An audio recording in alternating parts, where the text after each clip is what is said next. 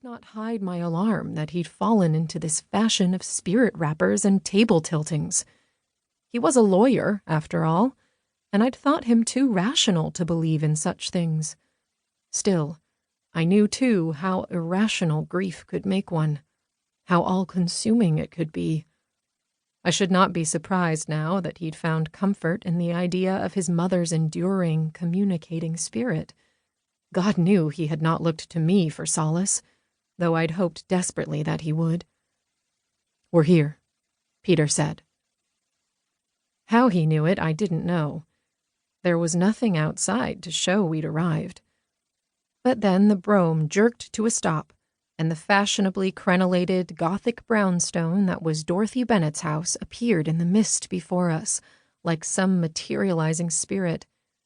I had not been to the Bennett mansion in some time, as Dorothy had withdrawn from society almost entirely in the last 2 years, in deference to her invalidism.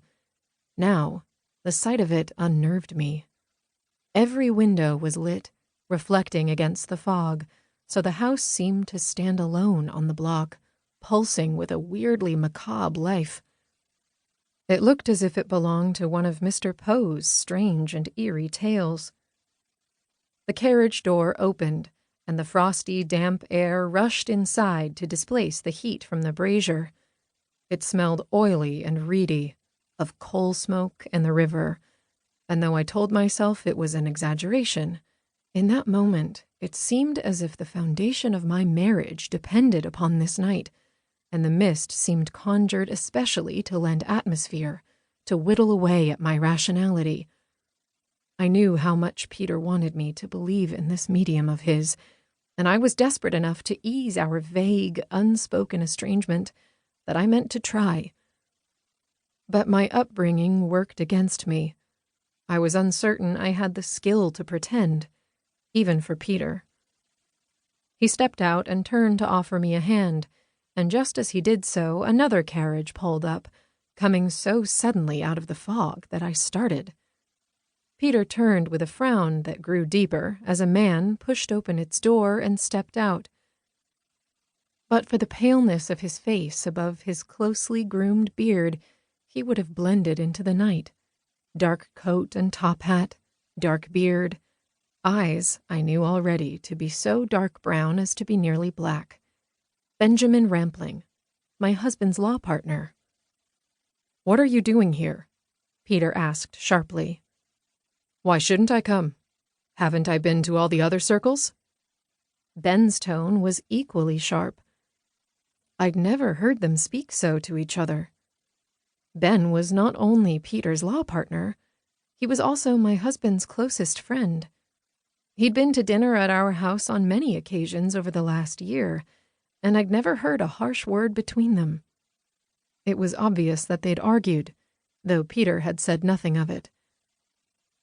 "You said you had too much work." "That was before I learned you intended to bring your pretty wife." Ben gave me a smile, a flash of white teeth in the shadow of his beard. "I own I was surprised to hear it. A spirit circle doesn't seem quite the fashion for you, Evelyn." I'd tried to ease the tension with flippancy. "You think not? But you know how I enjoy spectacle, and Peter assures me I'll never see another like Mr. Jourdain." "Ah, yes. Jourdain, Jourdain, Jourdain. However did we live without him?" Ben stepped closer to my husband and put his hand on Peter's arm, saying in a lowered voice, "I must speak with you." Peter shook his head and pulled impatiently away. "Not now." "When?" "Never, if you mean only to repeat your nonsense from before." Even in the darkness, I saw how Ben's eyes flashed with temper. "Peter, this is important. You must listen to me. I haven't time for your baseless accusations tonight. We're late enough as it is." Peter held out his hand to me, but I hesitated. "Whatever is the matter with you two?" I asked. Peter looked grim. Ben flashed him a glance and said uncomfortably, "Nothing, really. A small argument." It seemed a large one, but I made no comment to that.